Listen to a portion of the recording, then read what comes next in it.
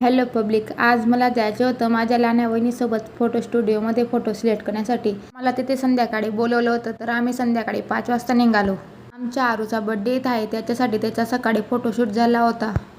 तर आम्हाला photo studio माहीत नव्हता, तर दिलेल्या लोकेशनवर आम्ही पोहोचलो. तर मग फायनली आम्हाला ते स्टुडिओ तर हा बघा, हा आहे तो स्टुडिओ, 3ऱ्या माळ्यावरती होता.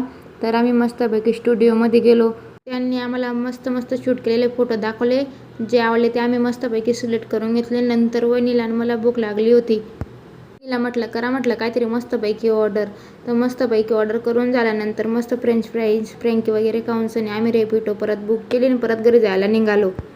1-2 मिनिटात आमची रिक्षा आली, तर मस्तपैकी रिक्षात बसलो आणि घरी जायला निघालो.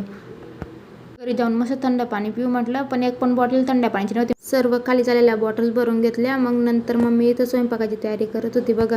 मम्मी मस्तपैकी मेथीच्या बाईचे पराठे करत होती गरम गरम. मम्मीला म्हटलं मला काही जास्त भूक नाही, मी बाहेरून खाऊन आली आहे म्हटलं. मग मम्मी म्हणे बरं म्हणे, पप्पाला आणि भाऊला भूक लागली म्हणे, त्यांना देऊन दे म्हणे, आपण नंतर जेवण करू म्हणे.